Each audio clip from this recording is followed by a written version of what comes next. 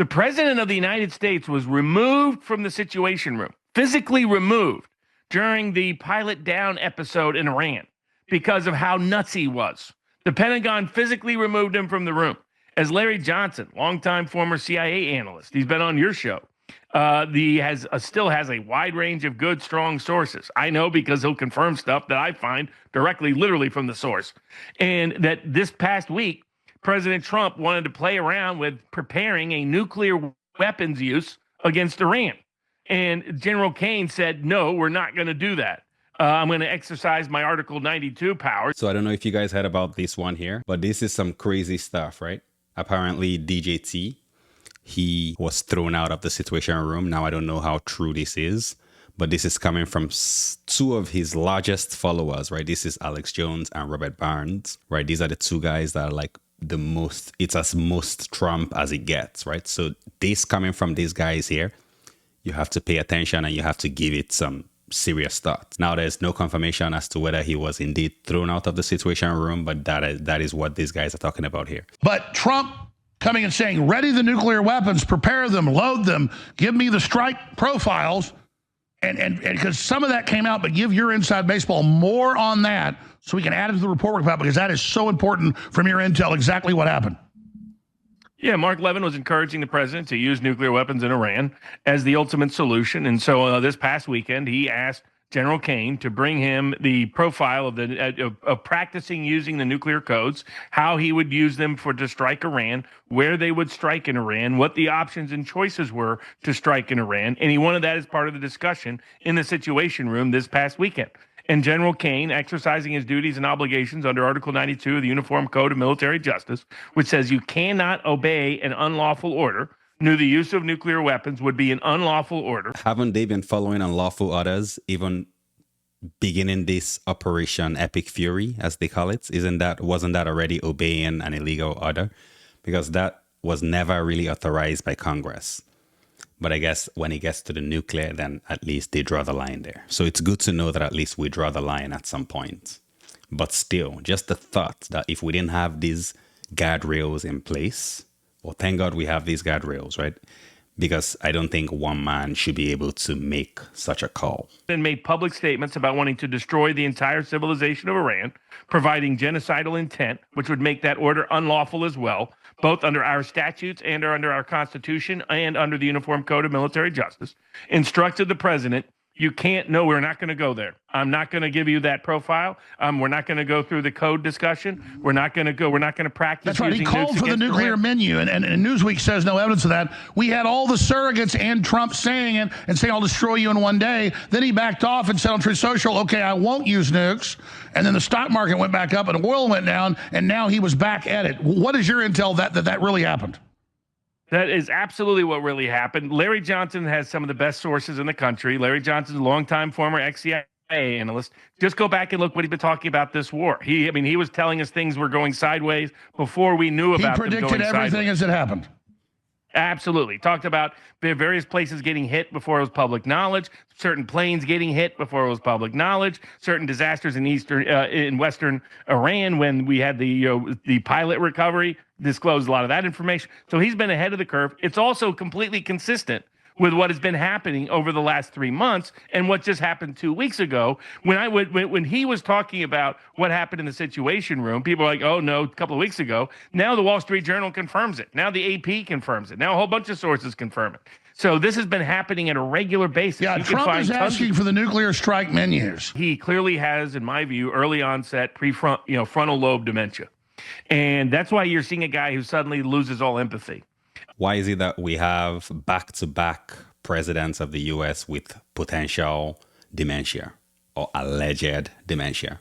That is something to think about here, right? Why is it that we have like these really advanced aged folks leading the country? Because typically like around your 70s, late 70s is when you start to have these issues. So if you elect someone around that age, then this is not unheard of that you end up with a case like this where he starts to make very questionable calls, right? So that's what we see here. But then really the question is, why is it that it's always like these older people that continue to rule us, right? man, woman, whatever, but like, why don't we try and get people in their prime? Just for anyone who doesn't know, Robert Barnes, this is actually like I believe he's a constitutional lawyer, and he was really like instrumental in the re-election of DJT. So just to add some context there, so you can kind of see how much of there's fire on the mountain and people really need to pay attention, because this is from his true fan base right here that are turning on him. Now he's the guy who tells Marjorie Taylor Greene it's her fault if her son dies from a wrongful statements made by President Trump. Then now we see a President Trump who shrugs his shoulders about American soldiers dying, shrugs his shoulders about Americans dying, shrugs his shoulders about gas prices going through the roof. Well, and then 20 years ago they said the Pentagon had a shot to cure PTSD, but really it's a viral shot that attacks areas of the brain with empathy to actually make you not care anymore. Quote, it would cure depression because you don't care anymore. Basically, it's a sociopath shot. How do we know they didn't put that in his drink? Because they have it can be delivered that way. Well, they don't have to do it in the shot. They don't have to do it through his drink. All right. Let's stop. Okay, so these guys, don't tell me that they're still fanboying for Trump, right? Because there's no way this is him. I think this is who he's always been. And I think that he's going just according to plan. Like, I think he's doing what he was asked to do. Because think about it. Do you think that anything happens by chance? I don't think anything happens by chance. I don't think Trump got elected this time around by chance. Like, if the powers that be didn't want Trump in there, he wouldn't be in there. Right? So I think that he's in there and he's doing his job just as they've asked him to do. But it's just my own 2 cents, guys. Let me know down in the chats. Like, do you agree with this? Do you think that that maybe this is not the real DJT and like maybe he's been cloned? I know we're hearing rumors of them doing something like that to Biden as well, right? But these are just conspiracy theories, as we call them. So we don't know. It's not certain. I'm going to exercise my Article 92 powers to do it. Let's just stop there and start over, because we saw Trump in the last month say, listen to Levin tonight. Levin pushes dropping bombs like on Japan.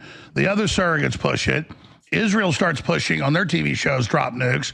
So we don't even need to believe sources. We know that. Then we learned last week the head of the Air Force stormed out of a meeting when Trump was wanting them to prepare nuclear weapons. Let's explain that. Exactly. I mean, 2 weeks ago, when we went into detail about the threat that the president was talking about using nuclear weapons, talking about ending their civilization, talking about a massive Nazi style war crime. Ending them in one day. That's nukes. Absolutely. I mean, we were all over the place. You know, Scott Jennings over at CNN, Mitch's bitch, said he didn't understand what hat I was wearing. Well, it's called a working man's hat. We've been having it around for about 300 years. If you knew a little working class history, you knew that. But thank God that you went public, Tucker Carlson, others went public. It led J.D. Vance and others to step up and step in and stop him from doing that. But now he's back to wanting to do it again. And that's why you have the Pentagon is terrified of his mental state. Yeah, so that's what I don't get, right? Because the fact that why are they drawing the line at the nuclear weapon phase, right? I think the line should have already been drawn before all of this. Like when he went in to snatch Maduro, for example, why didn't they draw the line there? These guys have already been complicit. So now they're choosing to draw the line now, but is it already too late? Look how much damage has been done between to the relationship that the US had with countries like Canada and with their NATO allies, right? Look how much damage he has done to that relationship. So could it still be repaired? I doubt anybody is going to trust the US anymore, right? Because all it takes is just apparently one wrong guy getting in or one highly volatile person getting in, and it could all go downhill. So do you really want to put all your eggs inside of that basket anymore? I doubt it. I know Canada now, we've diversified big time, right? You see McCartney talking with China, talking with, I think, Japan, multiple different allies, trying to get new partners, right? Because the US have proven to be unreliable on that DJT. So have they already allowed him to do a lot of damage? That's the question, really. And why was he allowed to do this much damage? That's why you have him on this morning talking to CNBC, saying he would have that Vietnam War was no big problem. He would have got it done in 30 days. He would have got Iraq War done. All of a sudden, all the wars were great. He's all for the wars. He just needed to be the one in charge of it because he would have won it in 30 days. This is delusional thinking. This is a sign of frontal lobe early onset dementia. And let's be clear, 28 times he said the war is won, 10 times he said the strait was open. He says, Israel, I order you not to attack. Israel doubles attacks. They make a fool out of him. And then he turns around with the Truth Social saying, Israel doesn't tell me what to do. Yeah, I mean, look at this last Friday. Look at all the seal clappers running around saying, look, we've got a peace deal. Iran is completely capitulated. The strait is complete. Yeah, I don't know. Like I was listening to a clip from what's his name, Ben Shapiro, and he's of the opinion that DJT has given Iran so many off ramps, and that Iran are the ones that are pushing the matter. Why don't they just take one of the off ramps? And you have to ask Mr. Shapiro, because I really remember Ben Shapiro. He's a master debater, right? Mad respect for Ben Shapiro. Mad respect for him. Brilliant guy. But you just have to wonder, like, is he being on purpose? Is he just being, like, is he spewing this stuff on purpose to push, like, an agenda or something like that? Because don't tell me that Ben Shapiro doesn't know that DJT has been acting questionable with his decision making. Right? Or is it now because now he's on the side of like a nation that Ben Shapiro supports? Now all of a sudden he's on the same bandwagon with DJT. That is weird, eh? Really weird to see. The open. None of that was true. Vance had got a deal. They were like all over me. Completely. Oh, you're disproven. See, it worked. And I said, it'll break within hours, and it did. I said, Israel attacked Lebanon. They did. Because Israel always does. It was Trump. I mean, I tell you what happened. Vance did have a deal. It looked a lot like the JCPOA, but who cares? Let's just get out of this thing at this point. There you have it. I don't know how true this is that he was actually removed from the Situation Room, but if that is the case, then I applaud them for doing that.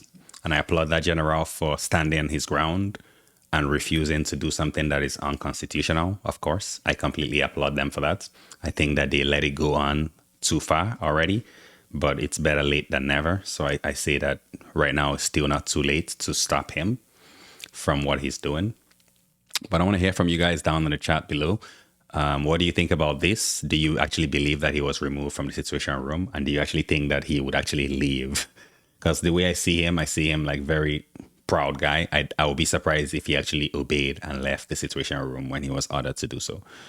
But I want to hear from you guys. Please let me know. And also, if you enjoy these kind of videos, nuanced takes with no screaming, no shouting, just giving you the facts, consider liking, consider subscribing to the channel, and I'll see you on the next one.